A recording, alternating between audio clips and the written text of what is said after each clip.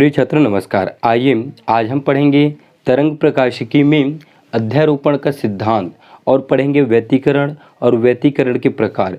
इतने टॉपिक पर आज हम चर्चा करेंगे, वो भी बहुत ही अच्छे तरीके से, सरल और आसान भाषा में। तो पिछले क्लास में मैं आपको पढ़ाया था हाइगेंस के तरंग सिद्धांत के आधार पर प्रकाश की अपवर्तन की व्याख्या।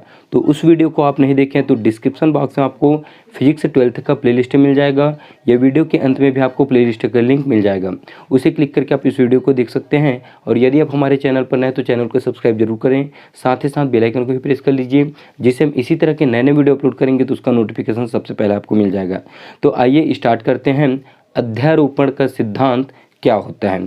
ठीक, ये जो चित्र बना हुआ है वो व्यतिकरण के लिए है। ठीक, इस चित्र के बारे में हम आगे पढ़ेंगे, पहले देखेंगे अध्यारोपण का सिद्धांत। ठीक, तो अध्यारोपण का सिद्धांत क्या होता है देखिए। ठीक है, तो चलिए इसके लिए एक छोटा सा चित्र बनाता हूँ और इससे आपको अध्यारोपण के सिद्धांत को समझाता हूँ मैं। ठीक, तो ये एक्स अक्ष और ये ले लेते हैं हम वाई अक्ष। अब एक्स अक्ष पर हम क्या करते हैं, एक तरंग लेके चलते हैं, इस तरह से प्रकाश तरंग। ठीक, और इस तरंग का आयाम कितना है, a1 है। इस तरंग का आयाम कितना है, a1 है। फिर इसके साथ एक और तरंग लेके चलते हैं हम, इस तरंग का आयाम है a2। क्या है इसका आयाम, a2। अब ध्यान दीजिए, जब दोनों तरंगे साथ साथ ऐसे चलेंगे, ठीक, इसी तरह से इसमें बहुत सारे तरंग होती हैं। ठीक, ये दो ही नहीं हैं, इसमें बहुत सारे तरंग होती हैं। तो जब दोनों तरंगे साथ साथ चलती है तो ये क्या होती है, इसको आप ऐसे समझिए, जब हम साथ साथ चलती है तो ये क्या होता है, इसका आयाम साथ साथ चलती है। ऐसे यहाँ पे बहुत सारे तरंगे हैं, इसको आप मान के चलिए। तब इन सभी तरंगों का जो परिणामी आयाम है वो इस तरह से क्या होता है, अधिकतम होता है। तो इस परिणामी आयाम को मैं यहाँ पे दिखा देता हूँ। ये इसका आयाम मान लीजिए सिर्फ हम a ले लेते हैं। ठीक, परिणामी तरंग का आयाम क्या ले लेते हैं, a ले लेते हैं। अब हम एक बात भी जानते हैं, जब तरंग इतना ऊंचाई ऊपर उठा है, ठीक, तो ये क्या होगा, इसका विस्थापन होगा। ठीक, तो फर्स्ट तरंग के लिए विस्थापन y1, सेकंड के लिए विस्थापन y2 और परिणामी विस्थापन ले लेता हूँ मैं, इस परिणामी तरंग का विस्थापन सिर्फ y ले लेता हूँ। अब देखिए परिभाषा क्या होता है, जब दो या दो से अधिक तरंगे माध्यम के किसी बिंदु पर एक साथ पहुँचती हैं। ठीक, ध्यान दीजिएगा, जब दो या दो से अधिक तरंगे माध्यम के किसी बिंदु पर एक साथ पहुंचती हैं तो परिणामी तरंग का विस्थापन, ठीक, परिणामी तरंग मतलब ये वाला, परिणामी तरंग का विस्थापन उन तरंगों की, ठीक, ये उन तरंग मतलब यहाँ पे ध्यान दीजिए, छोटे छोटे जो बहुत सारे तरंग हैं, उन तरंगों द्वारा उत्पन्न विस्थापनों के सदिश योग के बराबर होता है।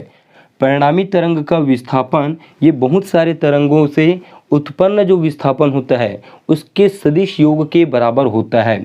अर्थात ये हम लिख सकते हैं y1 और ये y2 और डैश डैश डैश, ऐसी बहुत सारे तरंग का विस्थापन हम लिख सकते हैं। तो डेफिनेशन बहुत आसान है, एक बार और सुनिएगा। जब दो या दो से अधिक तरंगे माध्यम के किसी बिंदु पर एक साथ पहुंचती हैं तो परिणामी तरंग का विस्थापन उन तरंगों द्वारा उत्पन्न विस्थापनों के सदिश योग के बराबर होता है। अर्थात ये परिभाषा के बाद हम इसको लिख सकते हैं y = y1 और ये y2 y3 और प्लस डॉट डॉट डॉट, ये हम लिख सकते हैं yn। ठीक, ये होती है अध्यारोपण के सिद्धांत के लिए छोटा सा सूत्र। डेफिनेशन आपको स्क्रीन पर मिल जाएगा, वो भी बहुत ही सरल तरीके से, तो उसे आप देख के लिख लीजिएगा और ये इसके गणितीय रूप को छोटा सा लिख लेंगे। तो अध्यारोपण के सिद्धांत में इससे ज़्यादा हम नहीं देखेंगे। अब सीधा सीधा आते हैं हम व्यतिकरण में। तो व्यतिकरण क्या होता है, चलिए उसके हेडिंग डाल लेते हैं। ठीक, व्यतिकरण ये बहुत मोस्ट इम्पॉर्टेंट टॉपिक है, व्यतिकरण। ठीक, तो व्यतिकरण क्या होता है देखिए, इसी तरह से आप समझ सकते हो। सबसे पहले मैं आपको छोटा सा एग्जांपल समझाता हूँ। जैसे हम स्कूल जाते हैं तो स्कूल में जाते हैं तो हम क्या करते हैं, प्रार्थना करते हैं। तो प्रार्थना करते हैं तो जब एक अकेला बोलेगा, एक अकेला प्रार्थना को गाएगा तो क्या होगा, आवाज़ जो है वो वहीं तक रहेगा, ज़्यादा गूंजेगा नहीं। लेकिन सभी विद्यार्थी समान लय से, समान लय मतलब एक ही स्वर से हम सभी लोग यदि प्रार्थना को करते हैं तो हमारी जो आवाज़ है वो उस जगह में तो गूंजेगा ही, लेकिन कुछ दूर बाहर में भी जाएगा। क्या होगा? बाहर में भी जाएगा। तो जब बहुत लोग मिल जाते हैं तो आवाज़ क्या होता है, ऐसे ऊपर बहुत दूर तक जाता है, और एक अकेला बोलेगा तो उसका आवाज़ क्या है, वो कम तक रहेगा। तो इसी तरह से इसमें भी होता है लाइट में, ठीक, प्रकाश में। जब दो या दो से अधिक प्रकाश तरंगे या दो प्रकाश तरंगे एक साथ किसी माध्यम में गमन करते हैं तो उसमें क्या होती है, परिणामी तीव्रता निकलती है। जैसे सभी का आवाज़ मिलकर एक परिणामी आवाज़ बनाता है, उसी तरह से इसमें भी क्या होता है, एक परिणामी आयाम होता है जो ऊपर होता है और कभी कभी नीचे भी होता है।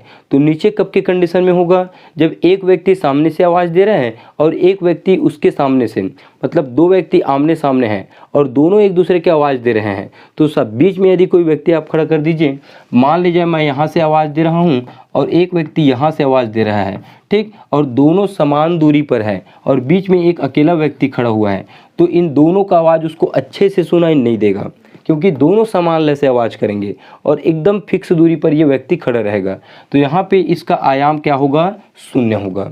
इस स्थिति में यहाँ पे जो द्वैतीकरण बनता है तो जिसमें आयाम अधिकतम होता है वो संपोषी व्यतीकरण होता है और जिसमें आयाम न्यूनतम होता है, मतलब शून्य भी मान सकते हैं, ठीक, वो क्या होता है, विनाशी व्यतीकरण होता है।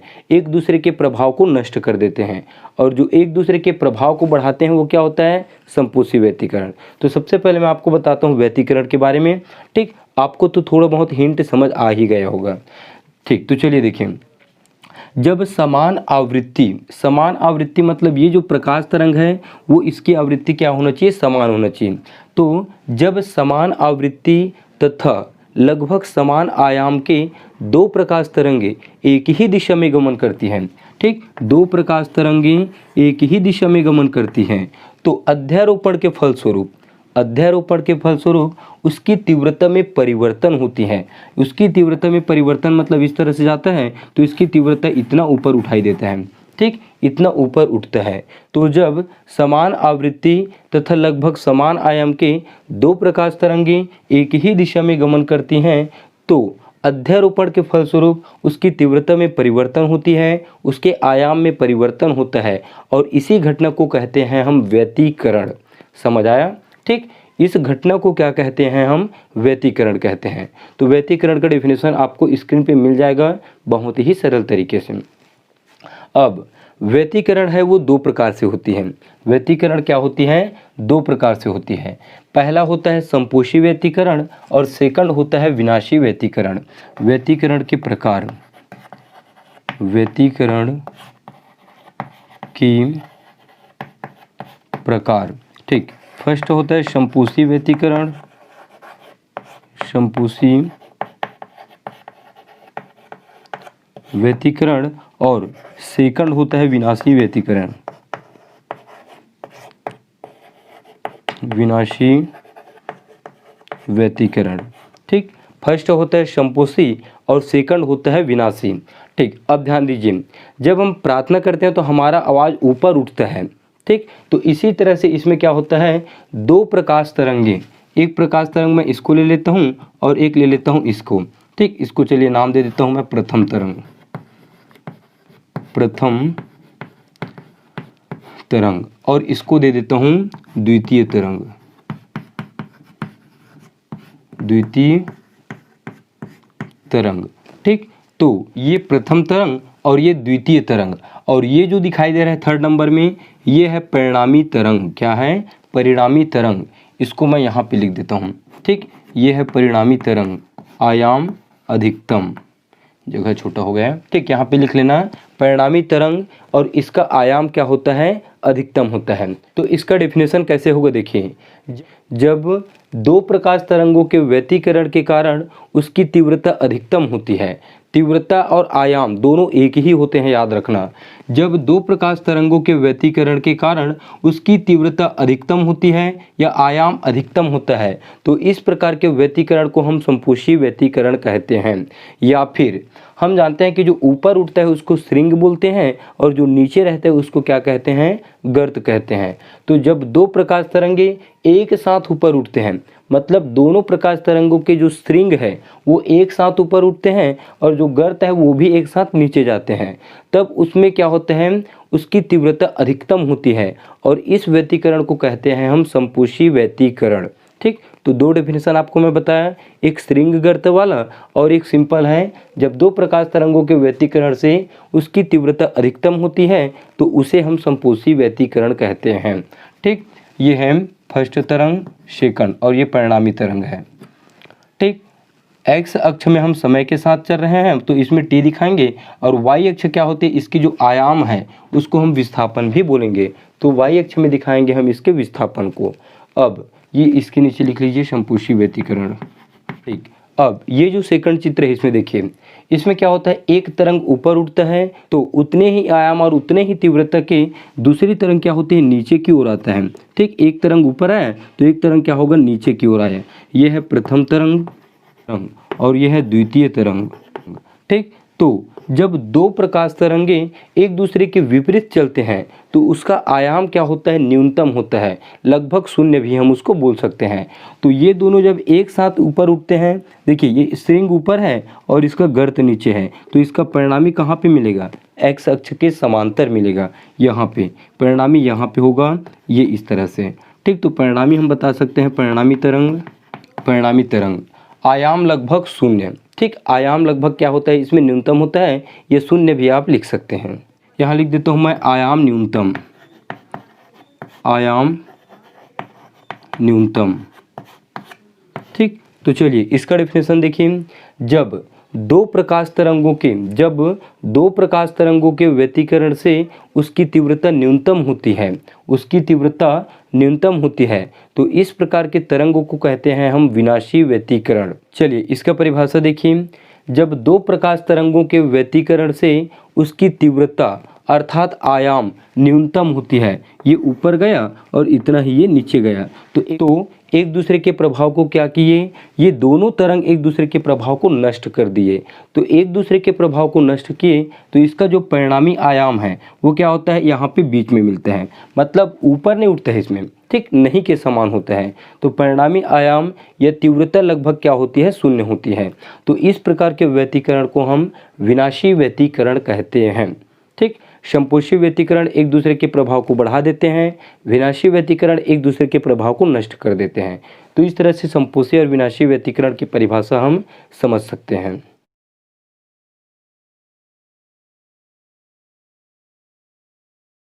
ठीक, तो व्यतिकरण की गणितीय व्याख्या हम नेक्स्ट वीडियो में करेंगे। तो आज मैं एक छोटा सा और टॉपिक आगे बढ़ा देता हूँ, व्यतिकरण की आज सिर्फ हम थ्योरी ही देखेंगे। तो व्यतिकरण की शर्तें क्या होती है देखिए। ठीक, दो प्रकाश तरंगों से व्यतिकरण कब उत्पन्न होता है, उसके लिए क्या शर्त होती है उसको देखिए।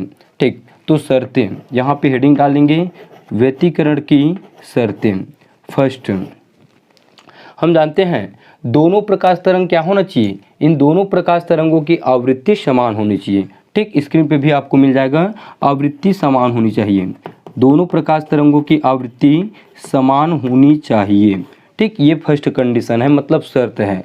सेकंड, आयाम लगभग समान होना चाहिए। आयाम मतलब ये जितना ऊपर उठता है ना उतना ही सेकंड भी होना चाहिए, तो इसको हम लगभग कहेंगे।